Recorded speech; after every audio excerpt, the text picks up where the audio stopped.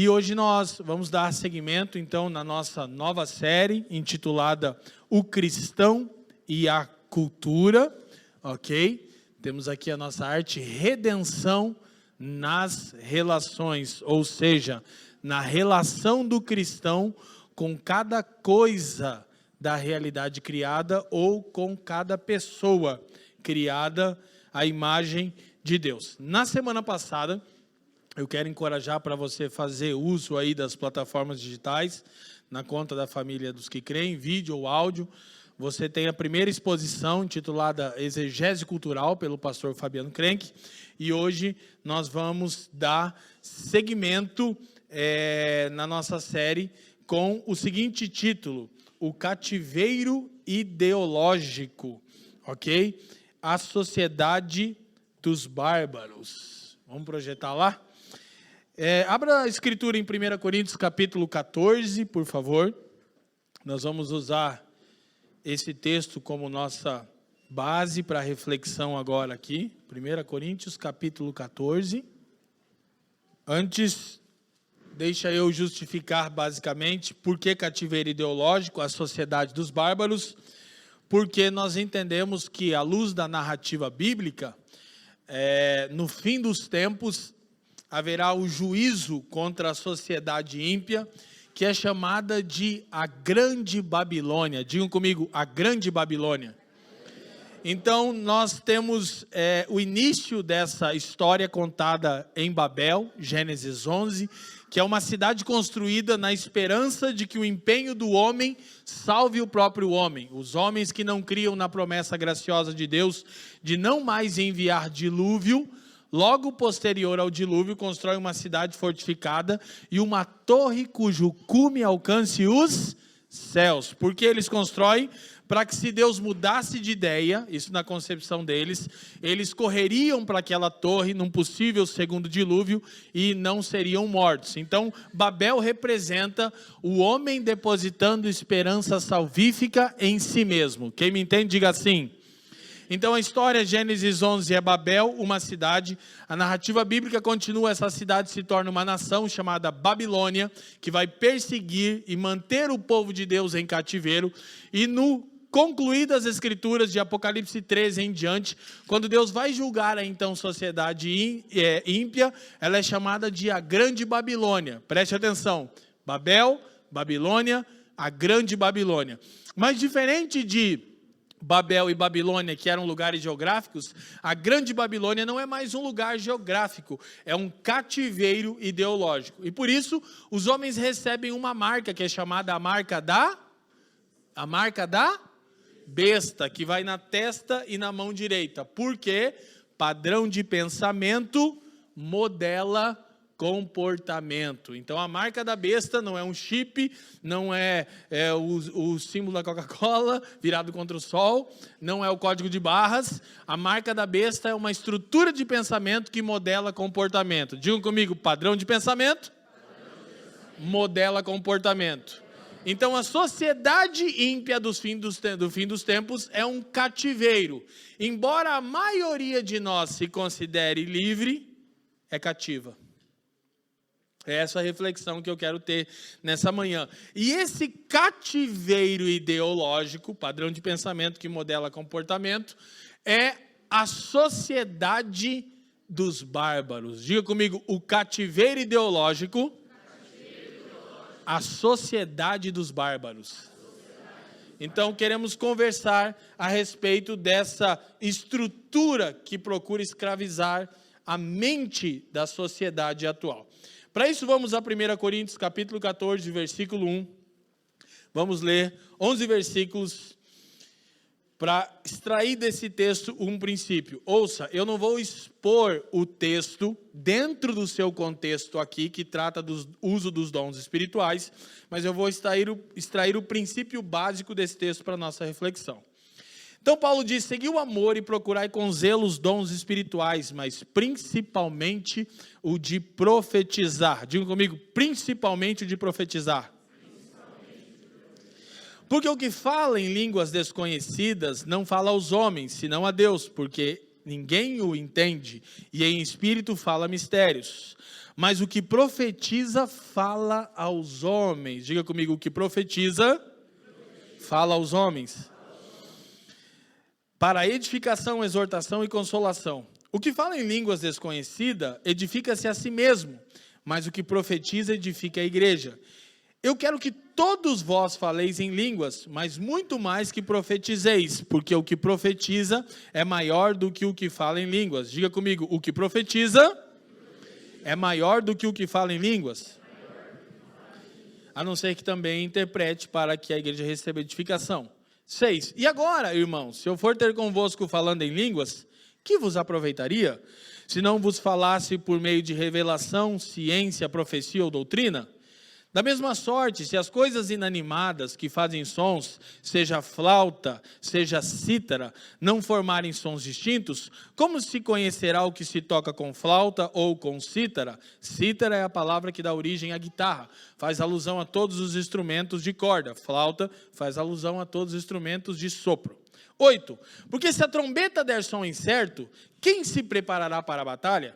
Assim também vós, se com a língua não pronunciardes palavras bem inteligíveis. Diga comigo, palavras bem inteligíveis.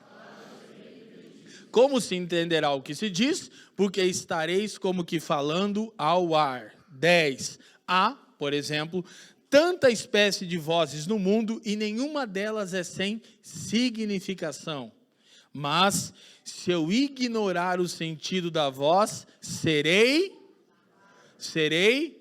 bárbaro para aquele a quem falo, e o que fala será bárbaro para mim. Curva sua cabeça. Pai, te damos graças uma vez mais. Erguemos o nome de Jesus mais alto do que qualquer outro nome. E, Senhor, eu peço que cessem as distrações, as inquietações, e que a sua palavra possa encontrar um lugar fértil no nosso coração. Eu te peço que nos dê nessa manhã espírito de sabedoria e de revelação, iluminando os olhos do nosso entendimento, e que nada aqui se perca, mas que tudo seja para a glória do teu nome, pelos interesses de Cristo e para o bem do mundo. Nós oramos no precioso nome de Jesus, e quem crê diga amém. Então, gente, eu quero introduzir a nossa conversa sobre o cativeiro ideológico. Semana que vem eu vou seguir em cima da mesma temática, mas hoje em especial eu quero enfatizar a sociedade dos bárbaros. O texto que nós lemos, de novo, eu não vou expor o texto dentro do seu contexto aqui, porque não é o nosso interesse, mas não vou ferir o seu contexto, naturalmente, vou trabalhar o princípio básico. Estava havendo um problema na igreja de Corinto, que os irmãos estavam fazendo mau uso dos dons espirituais. E o mau uso dos dons espirituais era por estarem dando lugar a um dom espiritual que não tinha alcance comunitário. Olha só, como um dom espiritual pode se tornar algo com mau uso. Não é algo ruim em si o dom espiritual, mas havia uma questão. Eu não vou entrar, então, na questão do dom espiritual, se é língua estranha ou língua estrangeira, tá ok? Não é nosso debate aqui. Só quero dizer, não é língua de anjos, amém? Quando Paulo diz, ainda que eu falasse a língua dos homens e dos anjos, no capítulo 13, é uma metáfora poética. Quem fala em língua estranha não fala língua de anjos. A Bíblia não diz isso em lugar nenhum, aleluia. Tem os irmãos querendo falar língua de anjo, não sabe nem falar português direito. Inclusive, essa é a parte do problema que eu vou dizer, que nós falamos tanto tempo na língua dos anjos, que esquecemos como se fala na língua dos homens. Então, Paulo, primeira coisa que ele diz, sigam o amor. Então, o princípio básico desse texto é que a igreja é dotada de dons para cumprir a sua vocação. Amém? O dom primordial da igreja é o dom de falar. E esse dom tem que ser exercido em amor. Isso é tudo que Paulo está tentando dizer no capítulo 14.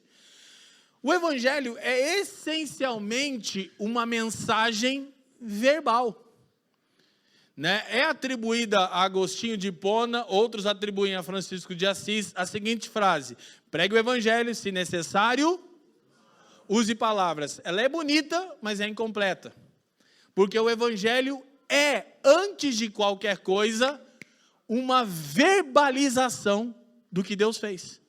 Então percebam, eu quero que vocês estejam comigo nesse raciocínio, que é essencial entendermos a fala como dom primordial dado ao corpo de Cristo, para o cumprimento da sua vocação. E aí Paulo diz, busquem com zelo os dons espirituais, mas ele diz principalmente o dom de profetizar.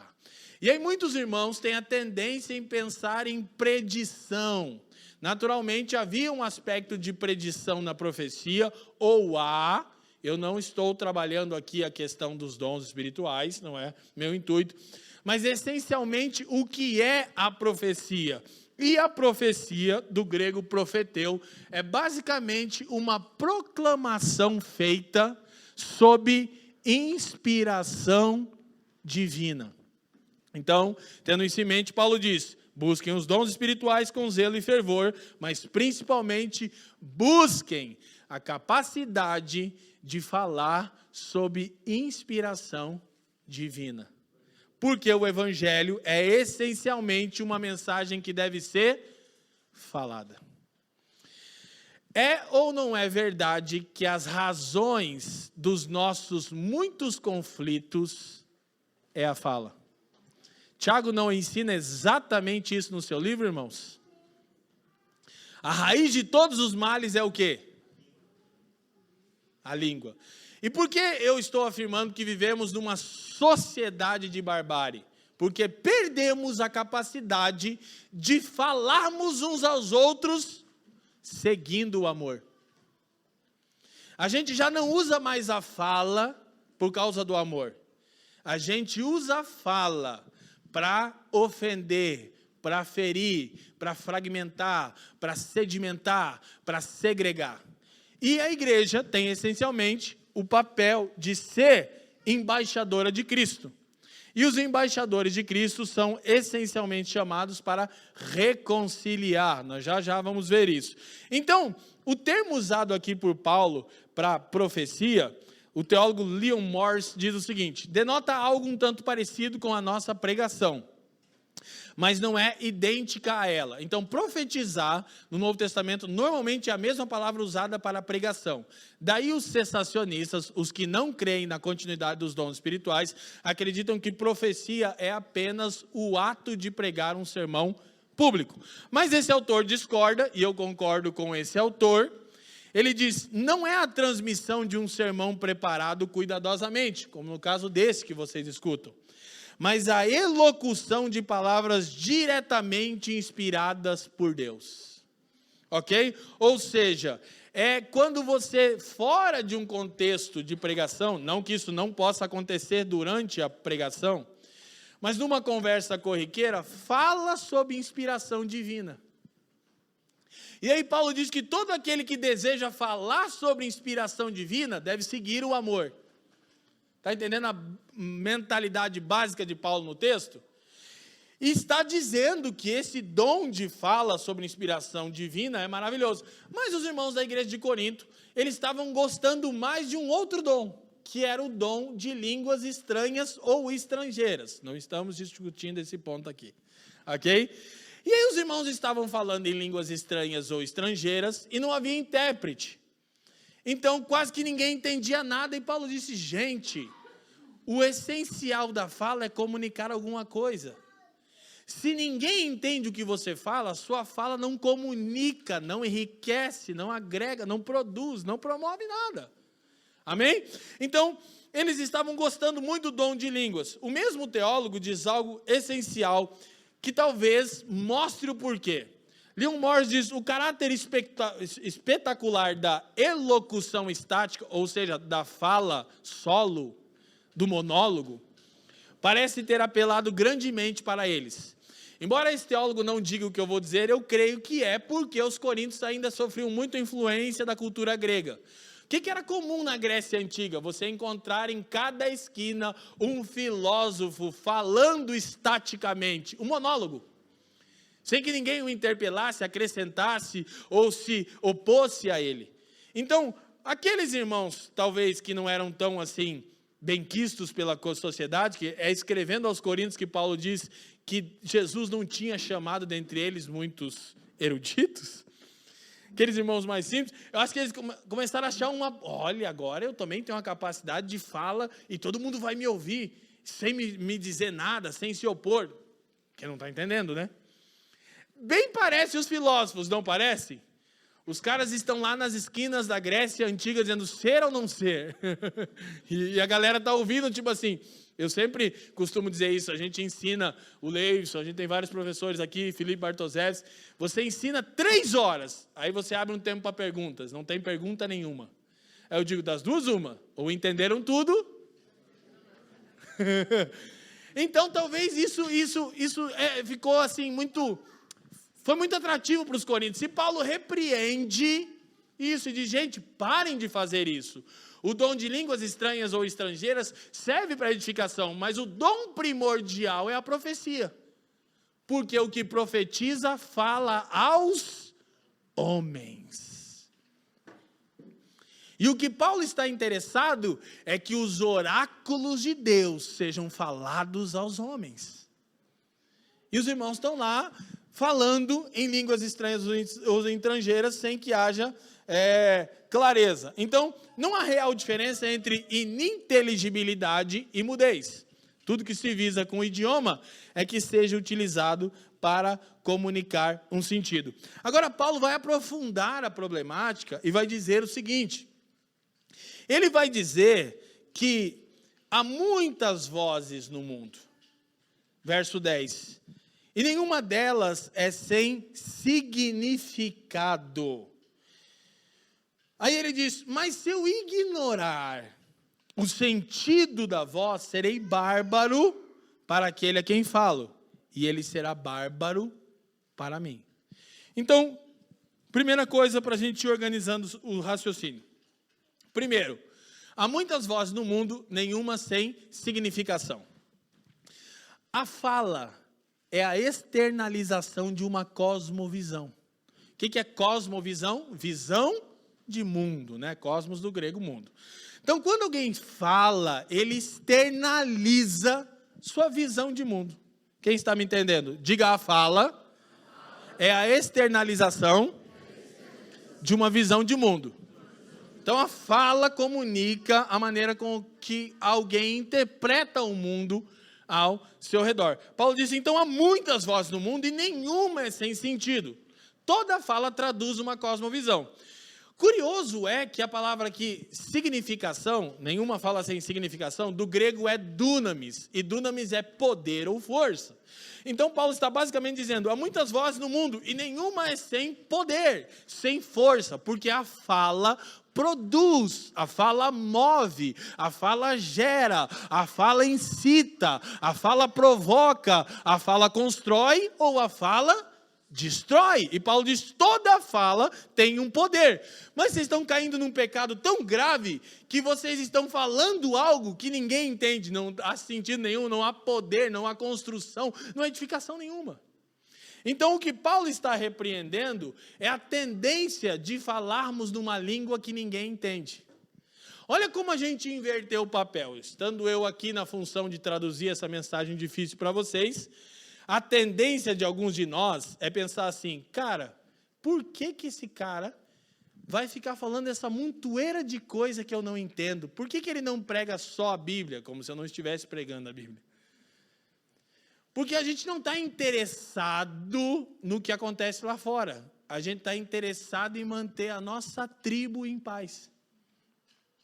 Então, muitas pessoas vêm na família e dizem, é muito difícil de entender. É muito complicado.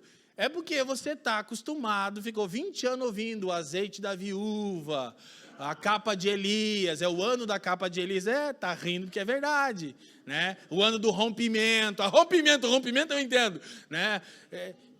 E você não é instruído, de maneira que quando você sai no mundo, olha só, aí você chega para o cara, o teu patrão, e diz aí como é que faz, esse é o ano da capa de Elias.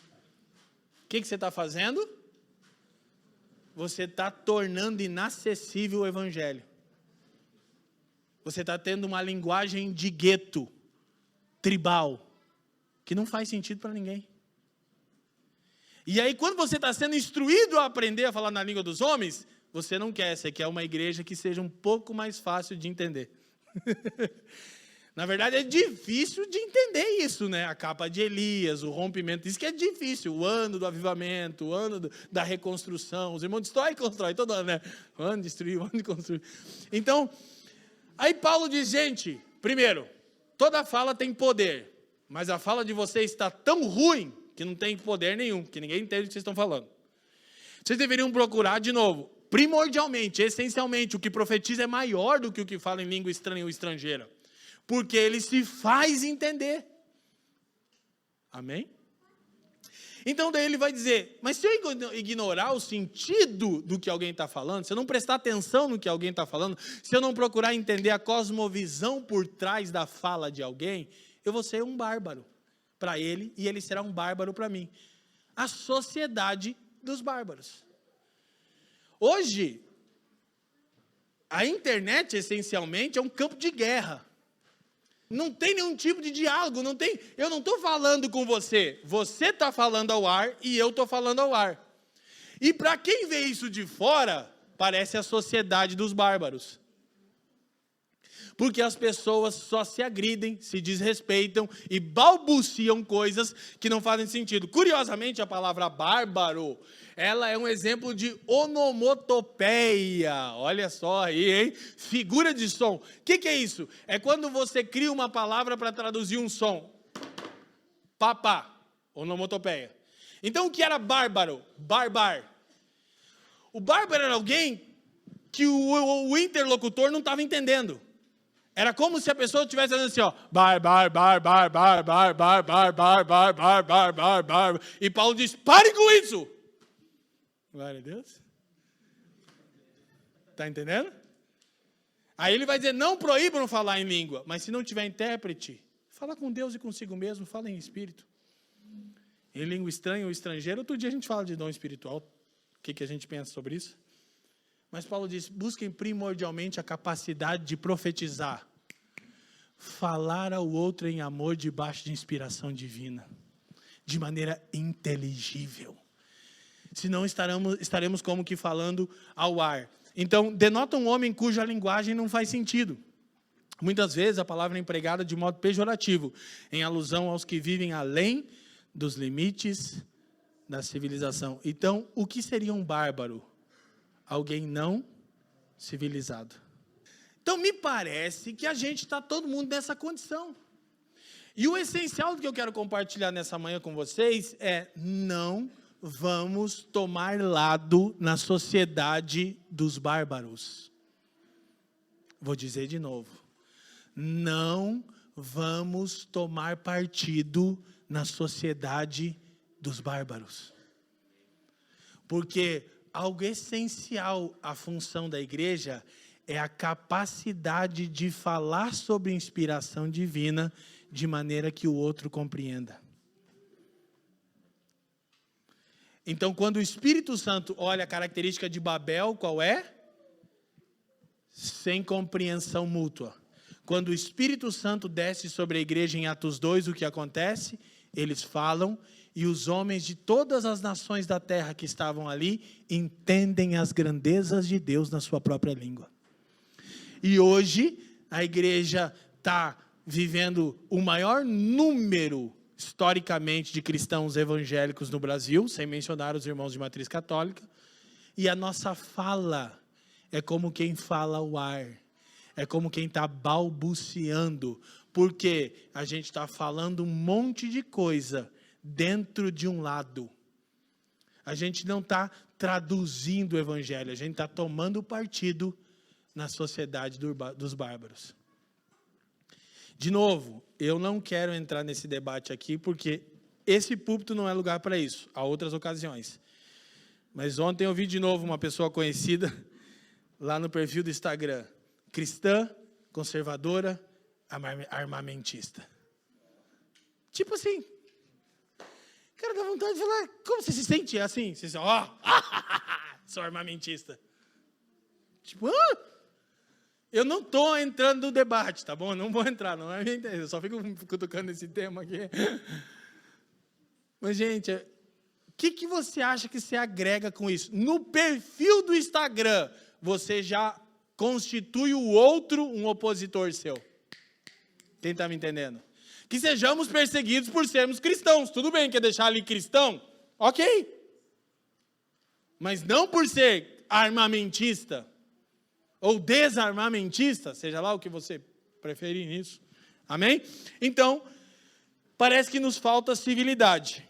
Ziel Machado, um amado irmão brasileiro, ele diz o seguinte: atualmente vivemos em uma situação na qual muitas atitudes do mundo evangélico são lidas pela sociedade como sinais de intolerância, enquanto que, internamente, são percebidas como zelo religioso. Olha o problema que nos encontramos. Como a sociedade lê as atitudes da igreja? Intolerância. Como a igreja lê as suas próprias atitudes? Fidelidade.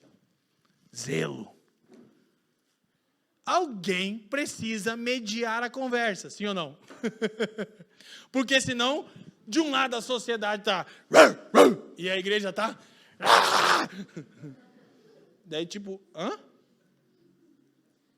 E aí, como você pode estar tão inflamado por ideologia política, você pode estar sendo levado a em tudo pensar assim, ó. Eu tenho falado em muitos lugares sobre essas temáticas, vocês sabem disso. Em todos os lugares, unanimidade. Quase que metade das pessoas, quando está ali adquirindo meu livro e eu estou assinando, diz: pastor, até quase o último minuto da mensagem eu jurei uma coisa. Eu digo o quê? Você era petista. Mas eu vi o quão equivocado eu estava, porque a pessoa está tão inflamada que ela só... Não, eu sei, ele está querendo... E você está falando do evangelho. Ela está, não, é... Então, isso é essencial. Projeta para nós, de 2 Coríntios, capítulo 5, versículo 18. Para você ver que minha fala, eu quero ganhar tempo, ela tem amparo bíblico. E tudo isso provém de Deus, que nos... pode ser isso. Que nos reconciliou consigo mesmo por Jesus Cristo. E nos deu o ministério da reconciliação. Nos deu o ministério da... Então, a igreja não é para ser mais uma instituição a tomar lado na sociedade dos bárbaros. A igreja não está escolhendo direita ou esquerda. A igreja tem o ministério da... Mas como, se eu considero que todo esquerdista é um filho de Satanás? É verdade. É verdade, você sabe que é verdade. Você já tem um pressuposto, é filho do diabo. Vou tentar reconciliar, filho do diabo a gente mata, né? Sim ou não? E do outro lado é igual. Todo conservador direitista é filho do Satanás. Então, Paulo diz que tudo que ele está narrando, a reconciliação de tudo provém de Deus. Deus nos reconciliou com ele em Cristo e nos deu o ministério da reconciliação. A maior inimizade, escuta, a maior inimizade existente na história do mundo não é direita e esquerda, não é Palmeiras e Corinthians. Era Deus e o homem pecador. Por isso que a obra de Cristo restabelece a paz entre Deus e o homem. Isso era inimizade. Então, 19. Isto é, Deus estava em Cristo reconciliando consigo o... Olha só, Deus criou todas as coisas e criou os seres humanos, mas o pecado tornou todas as coisas e os seres humanos inimigos de Deus. O que Deus fez? Escolheu um lado? Não. Reconciliou tanto as coisas do mundo como os seres humanos que creem consigo mesmo em Cristo. E aí ele diz, não lhes imputando os seus pecados, e pôs em nós a palavra da reconciliação. 20. De sorte que somos Então, quem é o embaixador de Cristo? Conservador, cristão, armamentista? Como que eu me apresento? Armamentista, conservador, progressista? Não, como alguém que tem a palavra da reconciliação. E o que a igreja está fazendo?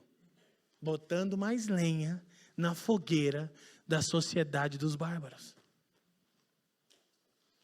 E há muitos irmãos se sentindo tentados constantemente a tomar um lado.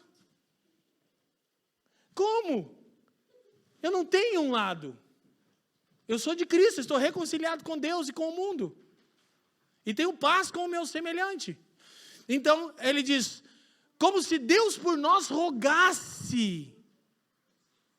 Gente, essa expressão aqui ela é tão chocante, que Paulo, traduzido para o português de hoje, está dizendo, é como se Deus estivesse implorando a nós. Que é isso, gente? O Deus Criador, santo, justo, aquele que se destruísse cada um dos seres humanos, seria justo ainda, nos implora que nos reconciliemos com Ele. Se Deus roga, implora, como é que um cristão vai agredir alguém por meio da fala, por uma visão de mundo diferente da dele? Então ele diz, rogamo-vos, pois, da parte de Cristo, que vos reconcilieis com Deus. Qual é o papel da igreja? Rogar. Rogar para quê? Que haja reconciliação. Em muitos casos, está havendo divisão de famílias inteiras, por visão política. Os irmãos não conseguem mais ter um domingo de paz. Porque estão lá, vota no Satanás ou no capeta? Quem está me entendendo? E assim, ó, ninguém nem te escuta mais. Paulo diz, há muitas vozes no mundo, nenhuma sem sentido. A fala traduz a visão de mundo de alguém. Se tua mãe não te ensinou, eu vou fazer o papel. Quando alguém estiver falando, escute. Glória a Deus. Olha, uma coisa importante de ser dita. Né? Quantos aqui são pais e mães? Como que a gente se sente quando a gente está falando e os nossos filhos estão nos interpelando? Você começa a imaginar, pegando no pescoço, jogando gasolina, né? Não é, isso quando você está bem, não é verdade? Asfixiando. Assim. Se você fizesse o que passa na sua cabeça... Então, gente, ninguém gosta de ser interpelado e a gente está dentro desse problema. Então, voltemos para a exposição dos slides, por favor. As atitudes da igreja estão sendo lidas como intolerância. A igreja está lendo suas próprias atitudes como zelo. Gente, alguém precisa parar e dizer, gente, calma aí. Vamos procurar ter um diálogo respeitoso, de amor. Por quê? Porque o dom principal espiritual para a igreja cumprir sua vocação é a fala, a profecia, falar sobre inspiração divina. E ninguém deve procurar a capacidade de falar sobre inspiração divina que não seja por causa do amor ao outro. Não é que não haverá repreensão, não é a teologia dos ursinhos carinhosos que eu estou propondo aqui. Mas é quando há repreensão, quando há exortação, quando há encorajamento, em amor. E não tenha dúvida, seu interlocutor sabe quando está sendo amado e respeitado. E quando você nem está prestando atenção no que ele fala. Quem está me entendendo, diga assim. Então, a gente vive numa sociedade que é pluralista. A sociedade é plural, mas o problema é que o pluralismo está virando uma ideologia. Então, há dois tipos de pluralismo, cultural e religioso. O pluralismo cultural é a atitude que acolhe a diversidade de culturas e estilos de vida dentro de uma sociedade. E acredita que isso é um enriquecimento da vida humana. Agora escuta que eu vou falar um absurdo.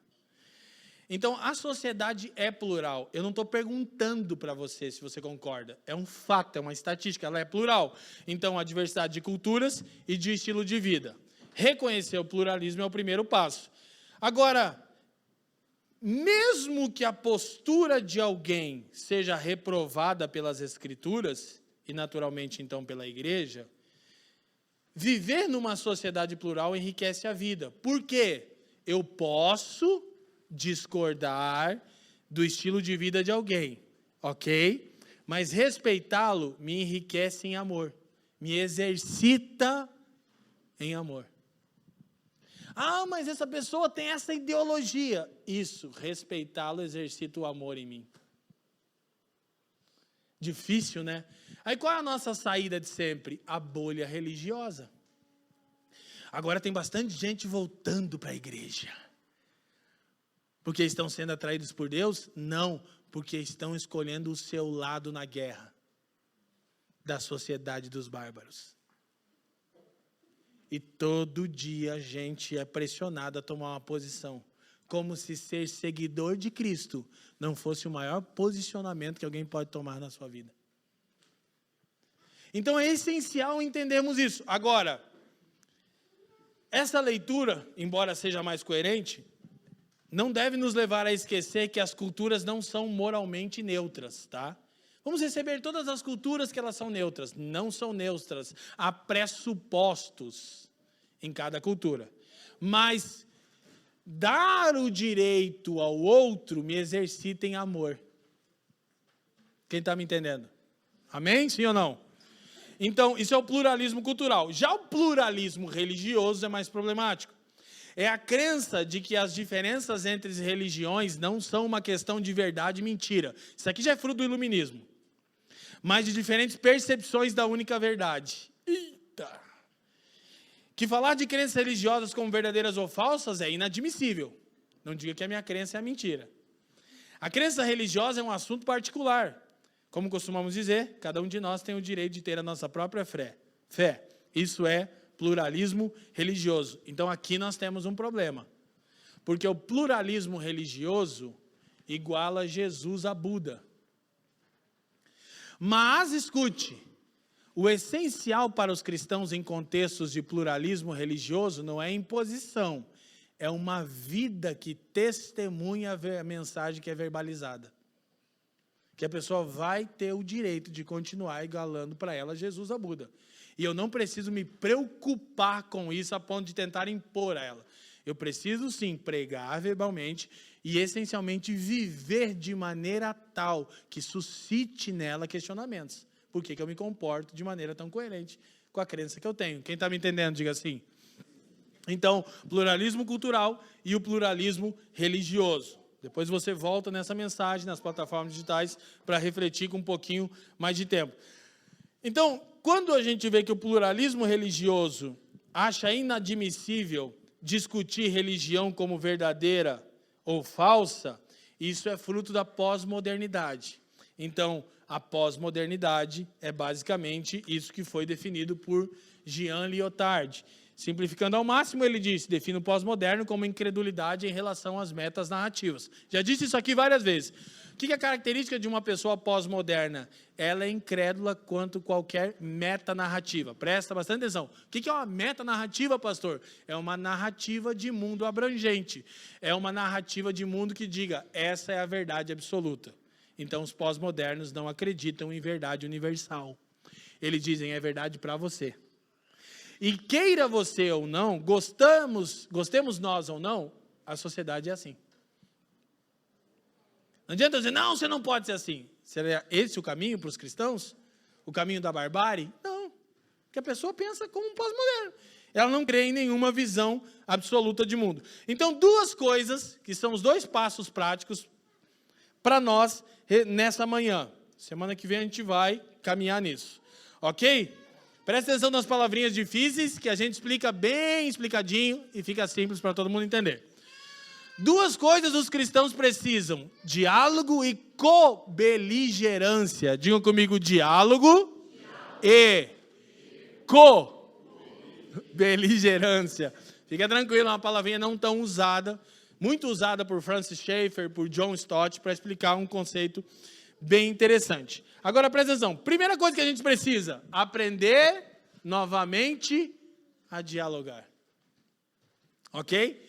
E o diálogo numa sociedade pluralista, diz John Stott, evitará duas tendências nocivas. Primeira tendência nociva, a imposição. Segunda tendência nociva, a indiferença. Então, o diálogo evitará essas tendências nocivas, ou esses polos extremados. Imposição ou indiferença. Por vezes a igreja está tentando impor os seus valores ao mundo, e por outras vezes ela está simplesmente, deixa a vida me levar, a vida leva eu.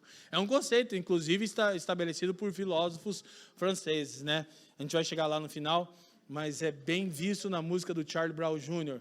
Deixe viver, deixe ficar, deixe estar como está. É uma filosofia isso. E a gente acha que o Chorão estava só cantando que tinha fumado um baseado. Embora devia ter fumado um baseado.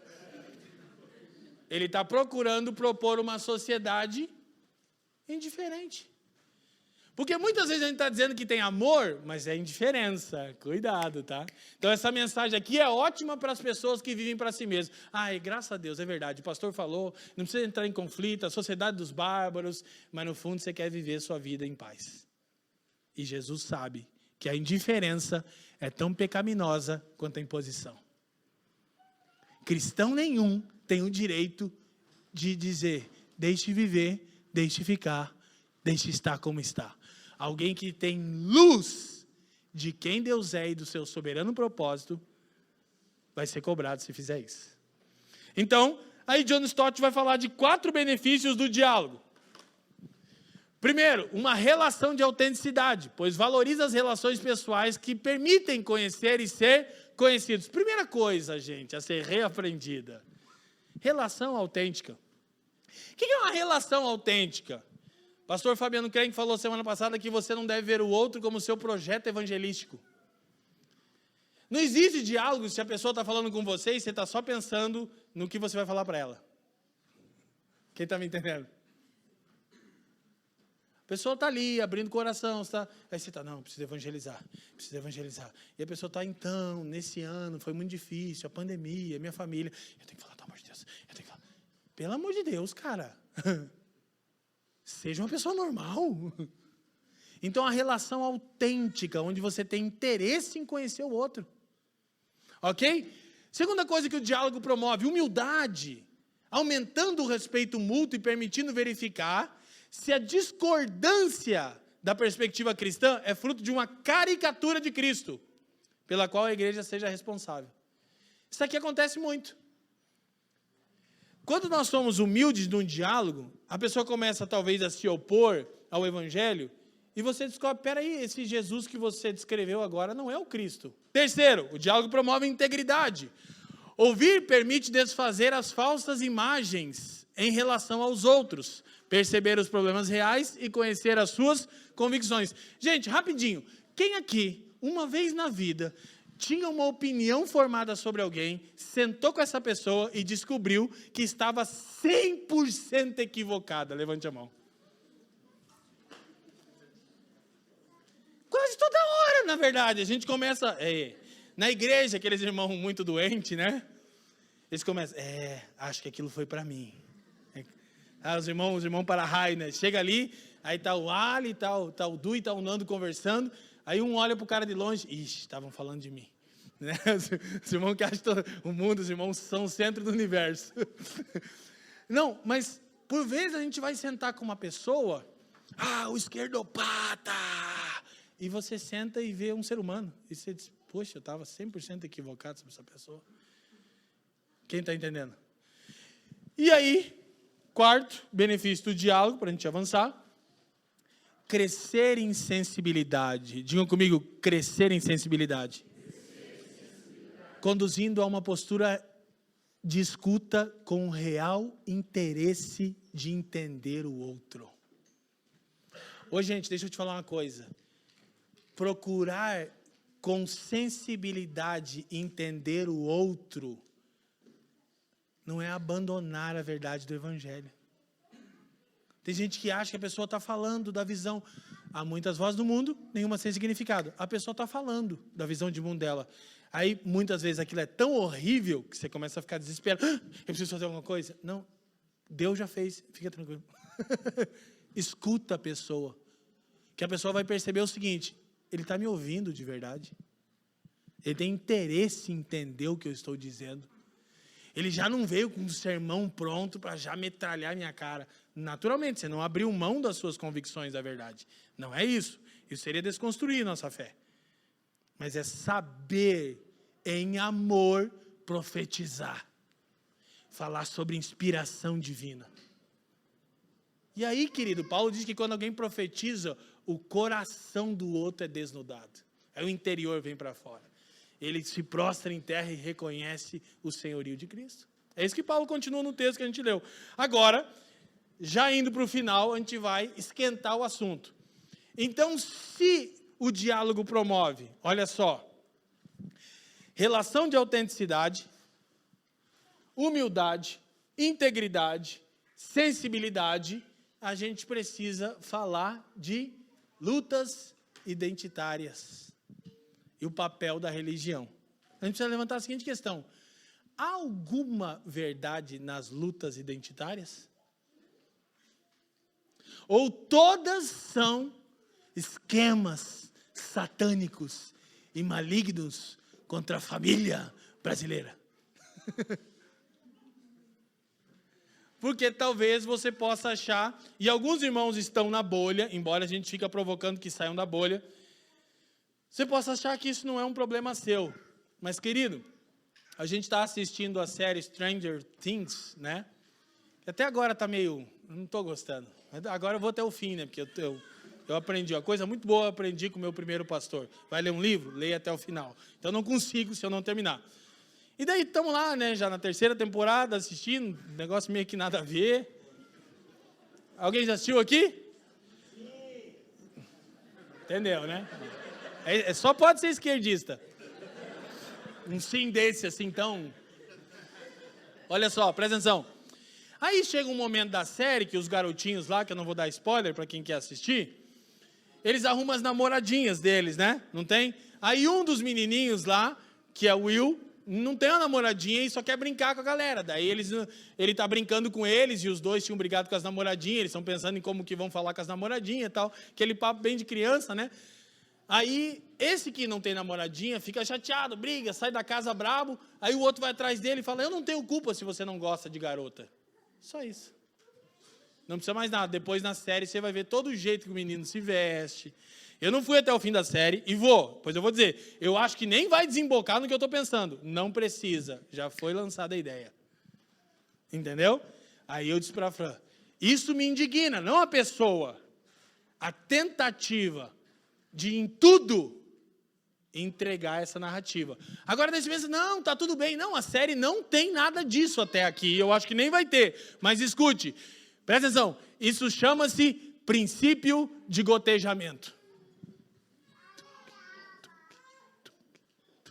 Não precisa mais nada na série. Não precisa o menino ser, não precisa nada, já foi dito.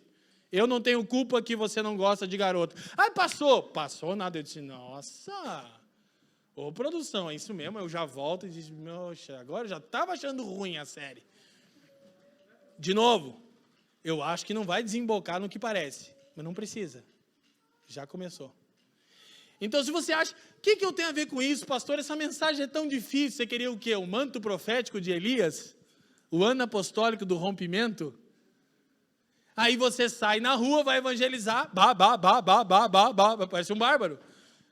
Que a pessoa está ali com um monte de aflição, lidando com um monte de problema no contexto dela, os filhos inseridos na escola que está virando lá os comitês identitários, e você está pensando no ano do rompimento profético apostólico do fim dos tempos, da primícia sacerdotal, da viagem de Israel do apóstolo. O que você está fazendo? Sua fala não é inteligível. Aí Paulo diz assim, ó, se entrar um incrédulo na reunião de vocês, vai achar que vocês estão loucos, e com razão. Porque os caras que tomam o santo daime lá ficam igual. Quem está me entendendo? E aí quando a gente procura canções que falem do evangelho na língua dos homens, mensagens que traduzam o evangelho, a nossa tendência é, está muito difícil, que a gente foi acostumado a ficar balbuciando a vida toda. E é por isso que somos o maior número de evangélicos da igreja, como que falando ao ar, que não tem significado na nossa fala. Por quê? Porque ninguém entende. E a culpa é deles? Não, a culpa é nossa, porque a gente tem dialeto próprio no nosso gueto. Quem está me entendendo? Então, as religiões, aí olha o perigo do cristianismo. A gente está falando aqui em pluralidade. Vamos para frente. Presta atenção, vai poucos minutos, mas não desfoque. Baixa para mim o painel, Joe. Então, esse teólogo e sociólogo croata, Miroslav Volf, ele diz que nessa luta por identidade, quando as religiões se tornam marcadoras de identidades grupais e armas em lutas políticas, elas empurram seu caráter universal para um segundo plano e se transformam em religiões políticas particulares. Sabe o que é primordial em qualquer religião? Escute, eu não estou defendendo o pluralismo religioso, eu estou dizendo que as religiões existem. Qualquer religião é de caráter universal. Vê o outro como alguém a ser alcançado por sua mensagem. É assim com os budistas, é assim com os muçulmanos, é assim com os cristãos. Isso é uma religião de verdade. Sim ou não? Não vê o outro como um oponente, vê o outro como alguém a ser alcançado. Por isso que daí você tem as ramificações do islamismo, os xiitas, aí é outra coisa. Se você conversar com um muçulmano raiz, ele não é de filosofia xiita, que acha que o outro é incrédulo, tem que levar uma bomba na casa dele. Não, ele acha que o outro tem que ser evangelizado.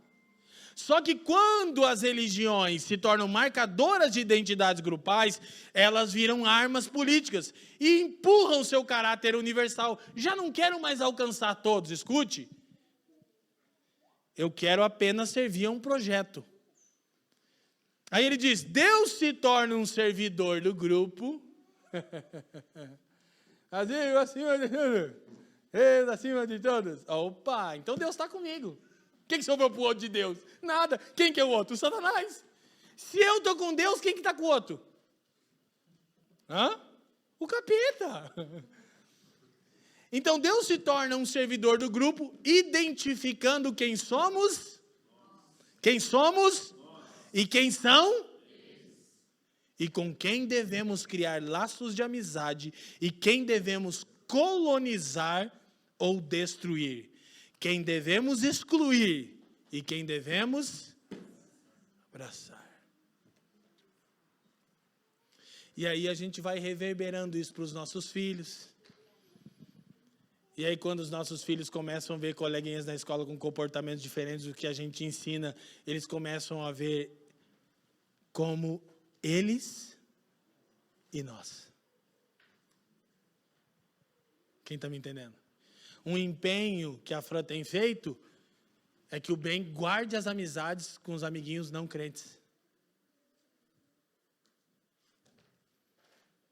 Meu Deus, sério, que perigo. Que perigo para o amiguinho não crente. Quem está me entendendo? Que o negócio é botar na bolha.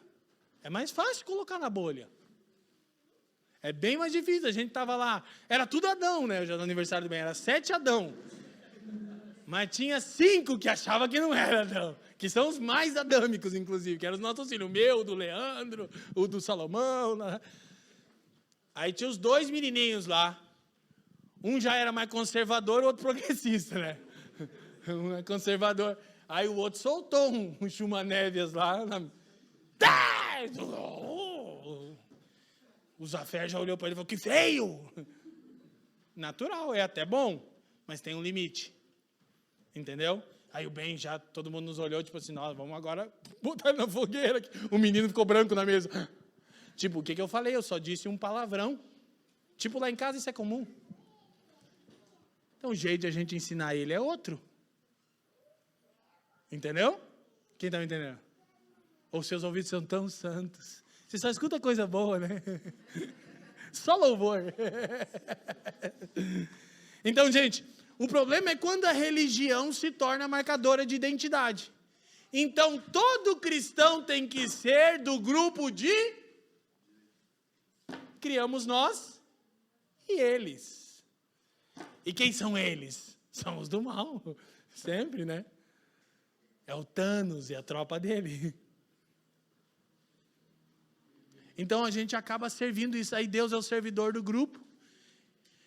Quem que tem que ser colonizado e destruído? Aí já não é mais o próximo. Curiosamente, Jesus ensinou completamente fora de nós e eles. Por quê? Qual é a evidência de que você está conduzindo sua vida por uma ideologia e não pelo Evangelho? O Evangelho é de caráter universal. Ele diz algo a respeito de todos os homens. Pergunte para mim o quê? Pergunte para mim o quê? Todos os homens são depravados. Quando eu sei que estou conduzindo minha vida por uma ideologia? Quando eu crio nós e eles. Os esquerdopatas. Eles querem dominar o Brasil. Fazer do Brasil uma Nicarágua. A Venezuela. Cada vez que eu faço um post, entra um pastor lá. Ele diz para mim, vai para Venezuela. Eu pergunto para ele, o que tem lá? Um hotel legal? Não sei. Vai para Nicarágua. Porque é nós e eles. O que é isso? Quem não se posiciona, já se posiciona. É umas frases de efeito bem loucas, esse cara. Porque gente que não conhece boa teologia, que não lê e que não reflete, é massificado, toma lado. Mas escuta, vou dizer de novo. A igreja não deve assumir lado na sociedade dos bárbaros. Nós temos o ministério e a palavra da reconciliação. Em tudo nós procuramos o quê? Reconciliar. Amém? Quem está me entendendo? Então, as lutas por identidade, vamos correndo para a nossa conclusão. As lutas centradas na identidade poderiam ser legítimas, desde que não perdessem de vista a doutrina cristã da Imago Dei. Deixa eu falar isso bem rápido. Tem gente que acha que não pode se posicionar contra o racismo, porque isso será igual a ser identificado como de viés progressista. Gente, o racismo é um problema. E se você falar que não é, eu vou jogar um copo na sua água e dizer, em que mundo que você vive, seu doido? O que você está tomando no almoço? Como que o racismo não é um problema no Brasil? Você está maluco? Claro que é. Isso é ser de esquerda? Não, isso é ser cristão. Agora, o problema é que quando eu deixo isso para a esquerda, essa luta centrada na identidade já não é mais legítima. Por quê? Porque ela é nós, negros, contra eles, brancos. Mas os cristãos deveriam lutar contra o racismo, dizendo, brancos e negros são nós. Imagem de Deus. Olha, que legal. Amém? Aí o Marx diz que é as classes, o rico e o pobre. O rico e o pobre não são nós e eles. O rico e o pobre são nós. Na perspectiva do Evangelho. Quem está me entendendo? Então, gente, é uma coisa assim curiosa, sabe? Então, isso é a necessidade de diálogo. A gente usou essa palavrinha difícil, cobeligerância. O que é cobeligerância? Olha lá. Não é tão complexo. O conceito significa que podemos, como cristãos, trabalhar em cooperação com qualquer grupo, pessoa, instituição, organização ou movimento com que se tenha uma convergência de valores. Valores esses que promovam a vida e a justiça. Para chegar a esse nível de participação, é necessário construir muitas pontes por meio de diálogo. Amanhã eu tenho uma reunião com o diretor do ranking dos políticos. Fizeram contato comigo, Nando. Ó, queremos te chamar para uma reunião com o CEO do grupo, que foi fundado pelo... Aí você vai? Vou.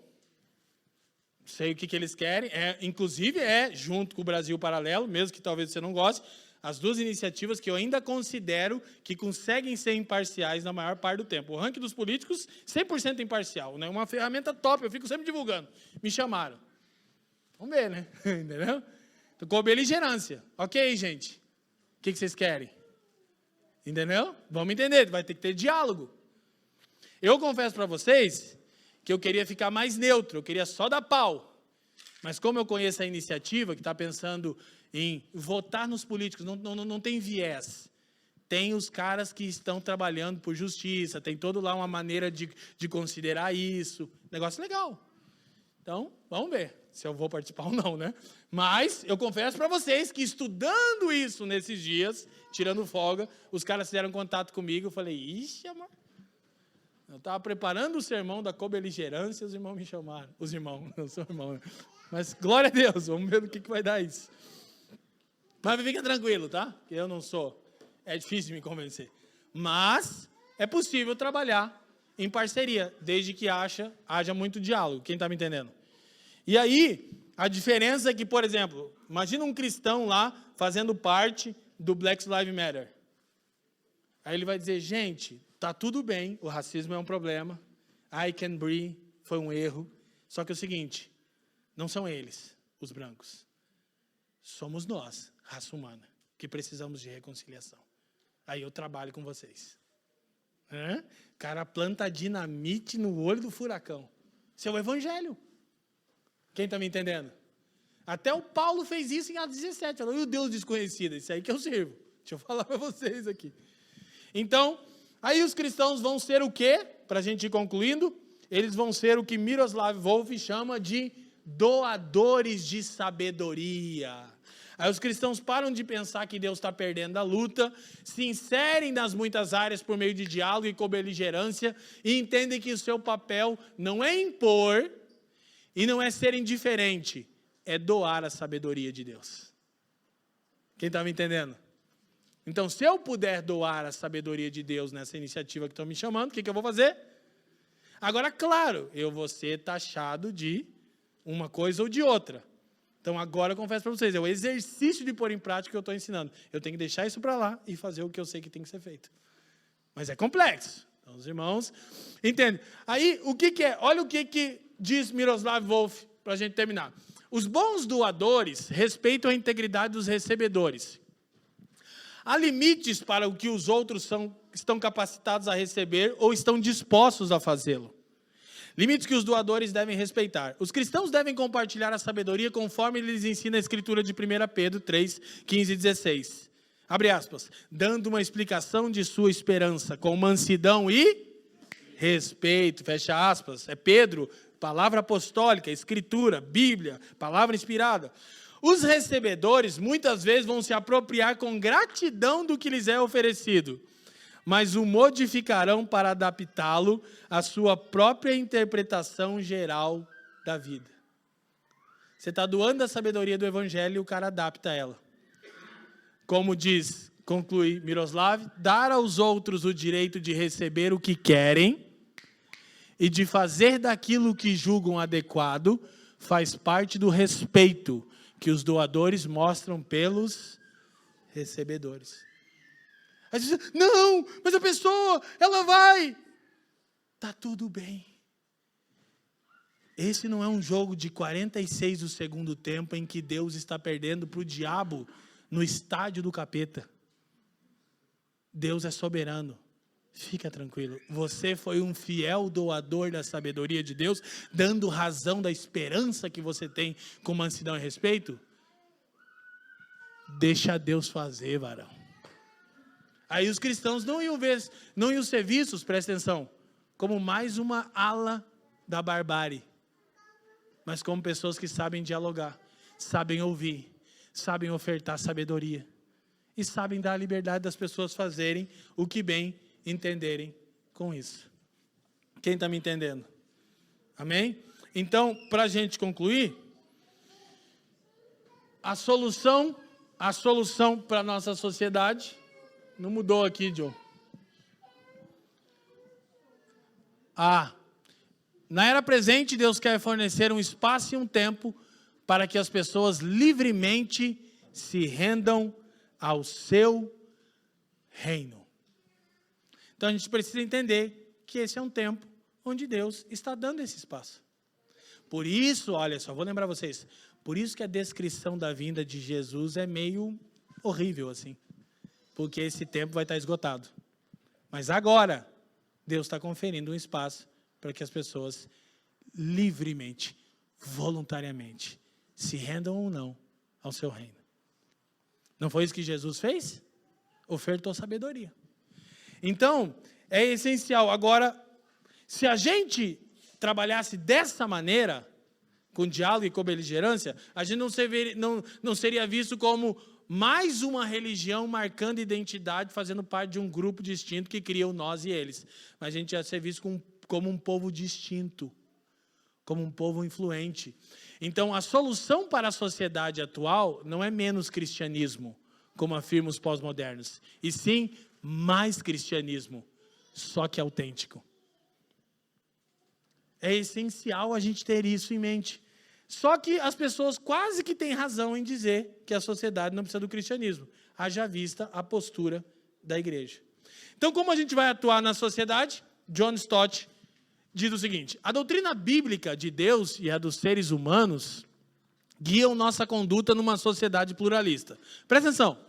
Sendo que a primeira exclui o laissez-faire, que é uma expressão francesa que significa deixe estar.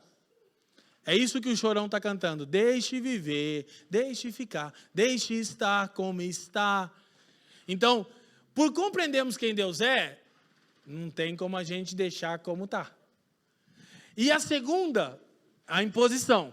Porque Deus é quem Deus é, não podemos ser indiferentes quando sua verdade e sua lei são desrespeitadas. Mas porque os seres humanos são quem são, não podemos impô-las. Porque o próprio Deus confere ao ser humano a livre agência. Quem está me entendendo? Então, como igreja, não podemos impor e não podemos ser indiferentes. O bom de tudo isso é que tem trabalho para nós. Então, os cristãos são o que Jesus disse. São sal da terra e luz do mundo. Quero só relembrar a verdade que, quando Jesus usa a metáfora de sal, ele está falando da razão pela qual o sal era essencialmente usado naquela época. O sal impedia o apodrecimento das coisas. Então, a igreja como sal da terra, ela impede, ou melhor, retarda o apodrecimento do mundo. Olha para mim, vai apodrecer. Mas a igreja retarda o apodrecimento. Por quê? Porque Deus é longânimo. Então, em cada lugar da sociedade que a igreja e os cristãos atuam, eles são sal. São distintos, são diferentes da matéria-prima em questão. E eles são luz, eles são influentes no sentido que sua fala e comportamento traz luz a tudo que é treva. Aí deixa Deus fazer, entendeu? É por isso que essa coisa, o evangelho é tipo uma história muito mais legal do que a de Troia. Jesus, quando orou pelos discípulos, assim, não os peço que os tire do mundo. Eu quero, na verdade, infiltrar os meus discípulos no mundo. Tipo Troia, entendeu?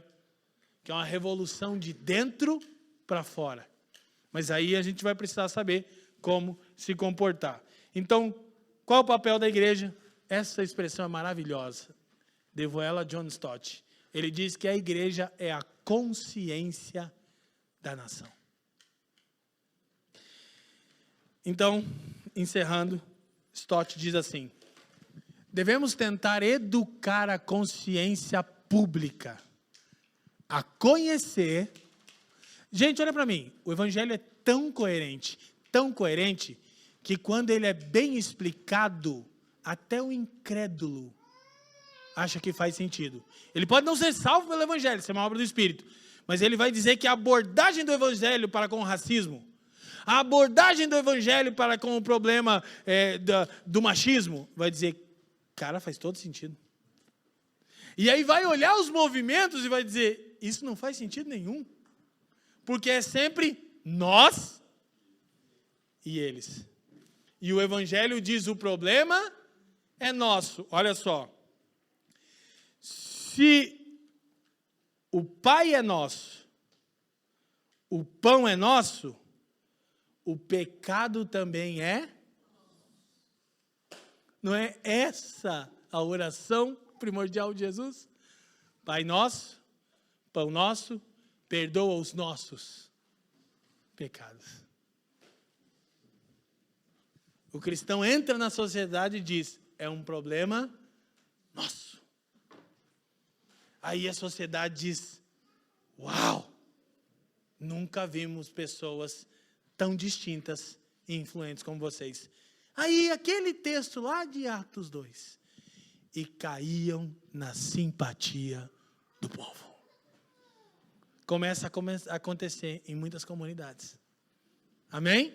Embora isso não faça o mundo não apodrecer por completo. Tá bom? Fica a dica. Então, devemos educar a consciência pública a conhecer e a desejar a vontade de Deus, porque é uma coisa coerente. Deus sabe dos problemas dos homens.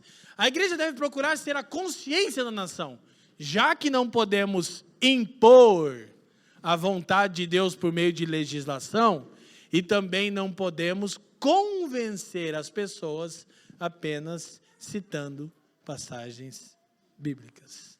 Então, já que não podemos fazer isso, diálogo e cobeligerância são duas estratégias sábias de Deus para nós nesse tempo.